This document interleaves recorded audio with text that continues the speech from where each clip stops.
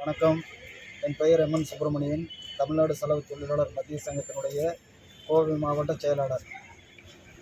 திரு வெள்ளிங்கிரி அவர்கள் கோவை மாவட்ட தலைவர், திரு ஐயாசாமி அவர்கள் கோவை மாவட்ட பொருளாளர், திரு கேஜி செல்வம் அவர்கள் தொண்டாமுத்தூர், திரு எஸ் ஐயாசாமி அவர்கள் கோவை மாவட்ட துணை தலைவர், கேசி நாகராஜன் வடவழி செயலாளர் ஆகியோர் இன்று மனுநீதி நாளிலே மாவட்ட ஆட்சித்தலைவர் அவர்களிடம் நமது கோரிக்கைகள் அடங்கிய மனுவை கொடுத்து அவரிடம் என்னென்ன தேவை என்பதை விரிவாக நாம் மனுவை அளித்துள்ளோம்.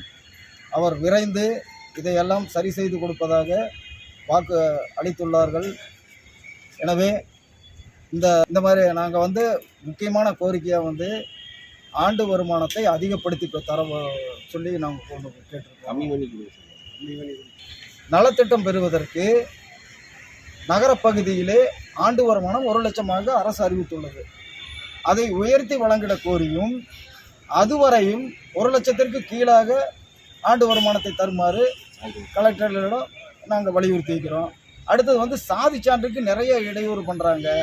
அதுக்கெல்லாம் இல்லாமல் எல்லாத்துக்கும் கிடைக்கிற மாதிரி நம்ம சங்கத்தோட பரிந்துரை கடிதத்தை வச்சு சாதி சான்று வழங்க சொல்லி நாங்கள் பரிந்துரை பண்ணி கேட்டு வந்திருக்கிறோம். இதுக்கெல்லாம் விரைவாக செஞ்சு தர்றேன்னு சொல்லியிருக்கிறாங்க. அதே போல் கோவை மாவட்டம் மேட்டுப்பாளையம் வட்டம் காரமடை தாலுகாவிலே வண்ணார் மடம் உள்ளது.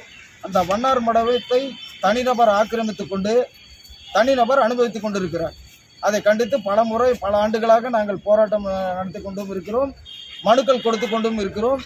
சென்ற 10ஆம் தேதி 10/6 கொடுத்தது 10/6 எங்களுக்கு பதில் அனுப்பிச்சிருந்தாங்க. ஆனால் இப்போ வரைக்கும் அந்த மாவட்டத்தினுடைய மேட்டுப்பாளையம் தாசில்தார் அவர்களோ காரமடை நகராட்சியினுடைய ஆணையாளர் அவர்களோ எங்களுக்கு எந்த பதிலும் இன்று வரை வழங்கவில்லை. அதையும் வலியுறுத்தி நாம் ஆட்சித்தலைவரிடம் கூறியிருக்கிறோம் என்பதை தெரிவித்துக் கொள்கிறோம்.